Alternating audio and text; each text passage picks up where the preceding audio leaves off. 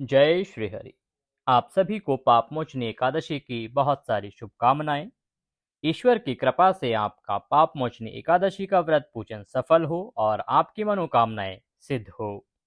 आज के इस वीडियो में बात करेंगे पापमोचनी एकादशी व्रत कथा की। कथा श्रवण करेंगे, साथ ही जानेंगे कि पारण की विधि क्या है, आपको पारण कब करना है। और अगर आपको यह ज्ञात नहीं है कि पापमोचनी एकादशी का व्रत कब करना है, तो वह भी आपको वीडियो में बताया जाएगा। पापमोचनी एकादशी की पूजा विधि का विस्तृत वीडियो हमने पहले अपलोड किया है, वह आप देख सकते हैं। सूक्ष्म विधि के साथ हम आपको आगे बढ़ाते हैं। देखिए, सुबह ब्रह्म मुहूर्त में उठ जाएं। उठने के बाद स्नान आदि के बाद व्रत का संकल्प करें। संकल्प के लिए अपना नाम बोलिए। अपना नाम बोलने के बाद अपना गोत्र और जिस स्थान पर आपको उस समय विराजमान है, जो दिन उस दिन पड़ रहा है, चैत्र पक्षे शुक्रवासरे पापमोचनी एकादशायाम पूर्णतिथि, जिस उद्देश्य की पूर्ति के लिए आप एकादशी का व्रत कर रहे हैं, वह उद्देश्य दोहराइए। प्रभु से निवेदन कीजिए कि प्रभु, आप हमारे इस व्रत को सफल करने की शक्ति हमें प्रदान कीजिए और यह संकल्प स्वीकार कीजिए। वह संकल्प भगवान के चरणों में अर्पित कीजिए। उसके बाद आप कथा श्रवण करेंगे। कथा श्रवण करने के लिए शांत चित होके एक स्थान पर बैठ जाएं। भगवान श्री हरि विष्णु के चरणों में ध्यान को लगाएं और कथा सुनना आरंभ करें। धर्मराज युधिष्ठिर कहने लगे कि महाराज, आपने फाल्गुन शुक्ला एकादशी का महात्म्य बतलाया। अब कृपा करके यह बताइए कि चैत्र कृष्णा एकादशी का नाम क्या है, इसमें कौन से देवता की पूजा की जाती है और इसकी विधि क्या है। कृष्ण भगवान कहने लगे कि हे राजन, यही प्रश्न एक समय राजा मानधाता ने लोमश ऋषि से किया था, और जो कुछ उन्होंने उत्तर दिया था सो वही तुमसे कहता हूँ। लोमश ऋषि कहने लगे कि राजन, इस एकादशी का नाम पापमोचनी एकादशी है। अब मैं इसकी कथा कहता हूँ, सुनो। प्राचीन समय में कुबेर का चैत्ररथ नामक एक वन था। उसमें गंधर्वों की कन्याएं किन्नरों के साथ विहार करती थीं। वहां अनेक प्रकार के पुष्प खिले रहते थे। उसी वन में अनेक ऋषि तपस्या करते थे। स्वयं इंद्र भी चैत्र और वैशाख मास में देवताओं सहित वहां आकर क्रीड़ा किया करते थे। वहीं अपने आश्रम में मेधावी नाम के एक ऋषि भी तपस्या में संलग्न थे। वे शिव के भक्त थे। एक समय मंजुघोषा नाम की अप्सरा ने उनको मोहित करने का विचार किया। वह ऋषि के भय के मारे समीप नहीं गई, वरन दूर बैठकर वीणा पर मधुर गीत गाने लगी। उस समय कामदेव ने भी मेधावी ऋषि को जीतने की चेष्टा की। उन्होंने उस सुंदर अप्सरा के भ्रू को धनुष, कटाक्ष की डोरी, नेत्रों को धनुष की लचक, कुचों को कुरी बनाकर मंजुघोषा को सेनापति बनाया। उस समय मेधावी ऋषि भी युवा और हष्ट पुष्ट थे, साथ ही यज्ञोपवीत तथा दंड धारण किए हुए थे। ब्रह्म तेज से युक्त थे। मंजुघोषा ऐसे सुंदर ऋषि को देखकर उनकी सुंदरता पर मुग्ध हो गई और अपने गीत, चूड़ियों और नुपुरों की झनकार तथा नृत्य कला द्वारा हाव भाव दिखाकर मुनि को रिझाने लगी। पर्याप्त समय तक यह क्रम चलता रहा और अंत में कामदेव ने ऋषि को पराजित कर दिया। फलस्वरूप ऋषि मंजुघोषा के साथ रमण करने लगे और काम में इतने वशीभूत हो गए कि उन्हें दिन तथा रात्रि का भी विचार नहीं रहा। इस प्रकार बहुत समय बीत गया। तब एक दिन मंजुघोषा कहने लगी, ऋषि जी, बहुत दिन बीत गए, अब मुझे स्वर्ग जाने की आज्ञा दीजिए। मुनि ने कहा, आज इसी संध्या को तो आई हो, प्रातः काल होने तक चली जाना। मुनि के ऐसे वचन सुनकर अप्सरा कुछ समय तक और रुकी। अंत में उसने पुनः मुनि से विदा मांगी तो मुनि कहने लगे कि अभी तो आधी रात ही हुई है। अप्सरा ने कहा कि महाराज, आपकी रात तो बहुत लंबी है, इसका क्या परिमाण है। मुझे यहाँ पर आए कई वर्ष बीत गए हैं। उस अप्सरा की यह बात सुनकर मुनि को समय का ज्ञान हुआ तो विचार करने लगे कि इस अप्सरा के साथ रमण करते हुए हमको 57 वर्ष 9 महीना 3 दिन बीत गए। तब वह उनको काल के समान प्रतीत हुई। अत्यंत क्रोधित होने पर मुनि की आंखों से ज्वाला उत्पन्न होने लगी।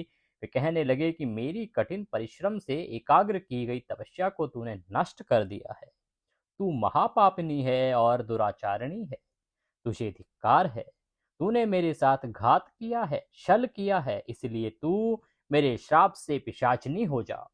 मुनि के श्राप से मंजुघोषा तत्क्षण पिशाचिनी हो गई और भयभीत होकर मुनि से प्रार्थना करने लगे कि महाराज, इस श्राप का किस प्रकार निवारण होगा।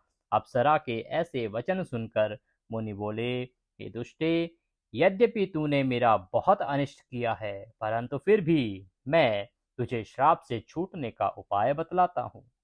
चैत्र मास के कृष्ण पक्ष की एकादशी तिथि, जिसका नाम पापमोचनी है और यह सब प्रकार के पापों का नाश करने वाली है, उसका व्रत करने से पिशाच योनि से मुक्ति हो जाएगी। ऐसा कहकर मेधावी ऋषि अपने पिता च्यवन ऋषि के आश्रम में चले गए।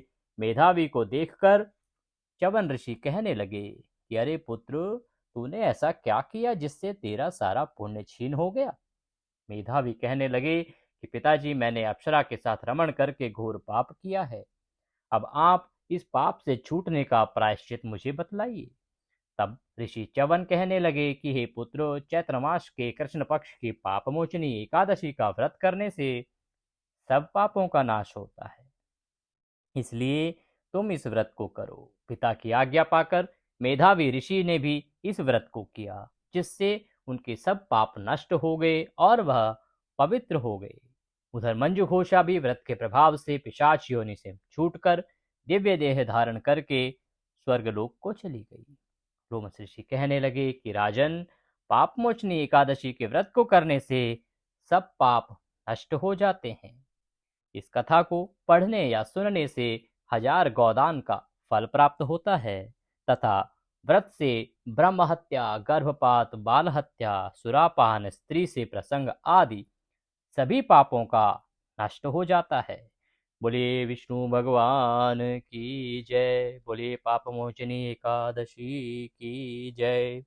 इसी के साथ पापमोचनी एकादशी की यह कथा, यह महात्म्य यहाँ पर समाप्त होता है। इसके बाद भगवान को नमस्कार कीजिए। हो सके तो ओम नमः भगवते वासुदेवाय मंत्र से थोड़ा सा जागरण कीजिए, कीर्तन कीजिए और अपने दिन को व्यतीत कीजिए। दिन के समय में आपको शुद्धता का ध्यान रखना है, किसी प्रकार के व्यसन में नहीं पड़ना है, किसी प्रकार के दुराचारी भाव मन में नहीं लाने हैं और शाम के समय कीर्तन करते हुए रात्रि का समय बिताना है और उसके बाद अगले दिन आप व्रत का पारण करेंगे। व्रत का जो पारण है उसका नियम मैं आपको बताता हूँ। व्रत का पारण हमेशा द्वादशी तिथि में किया जाए तो सर्वोत्तम होता है। द्वादशी तिथि के पहले 5 घंटे हमेशा हरिवासर का समय होता है, इसीलिए इस समय में पारण नहीं किया जाता है। तो पारण कब करना है इसका समय आपको बताएंगे। उससे पहले पारण की विधि जान लेते हैं। पारण के लिए आप अगले दिन अर्थात इस एकादशी का जो व्रत आप कर रहे हैं, व्रत होगा 5 अप्रैल को। एकादशी तिथि आरंभ हो रही है 24 अप्रैल को, लेकिन उदया तिथि के अनुमान के अनुसार और द्वादश युग का जो व्रत है सर्वोत्तम व्रत है, इसीलिए जो व्रत रखा जाएगा वो 5 अप्रैल को रखा जाएगा। 6 अप्रैल को आप पारण करेंगे, तो 6 अप्रैल को आप सुबह ब्रह्म मुहूर्त में उठ जाएं। ब्रह्म मुहूर्त में नहीं उठ सकते हैं तो सूर्योदय से पहले उठ के स्नान आदि करने के बाद आप अपने मंदिर में जहाँ भी आपने कल पूजा करी थी एकादशी की, उस स्थान पर बैठ जाएं। बैठ के भगवान को सबसे पहले शुद्ध जल से स्नान कराएंगे। स्नान कराने के लिए आप एक लोटा लीजिए, लोटे में जल लीजिए, थोड़ा गंगा जल मिला दीजिए। उसके बाद थोड़े से छींटे आप भगवान की प्रतिमा या भगवान की तस्वीर को दीजिए। उसके बाद स्वच्छ जो वस्त्र है, साफ वस्त्र है, उससे पोंछ दीजिए। पोंछ के रौली कुमकुम आदि से तिलक लगाइए, घी का दिया जलाइए, पुष्प अर्पित कीजिए, माला अर्पित कीजिए। अगर आपके पास लौंग, इलायची और सुपारी के साथ पान का पत्ता है तो बीड़ा बना के आप भगवान को अर्पित करें। अगर वह नहीं भी है तो भी उसकी कोई इतनी आवश्यकता नहीं है। उसके बाद भगवान को नमस्कार करें। नमस्कार करके भगवान से निवेदन करें कि प्रभु, हमने आपका यह एकादशी का व्रत किया था, पूरे तन मन धन से यह व्रत हमने पूर्ण किया है। इसमें कोई गलती, कोई त्रुटि, कोई भूल हमसे हुई हो तो हमें क्षमा करें, क्योंकि आप तो दया सिंधु हैं और हम आपके दर के भिखारी हैं। हे प्रभु, हमारी गलतियों को क्षमा करते हुए दया का आशीर्वाद हमें प्रदान करें और जिस भी मनोकामना से आप यह व्रत कर रहे हैं वह दोहराते हुए भगवान को नमन करें। फिर भगवान को भोग लगाएंगे। भोग लगाने के लिए आप बना सकते हैं पीले चावल, आप बना सकते हैं। कुछ स्थान ऐसे हैं जहाँ पर आप खीर पूड़ी का भोग लगाते हैं।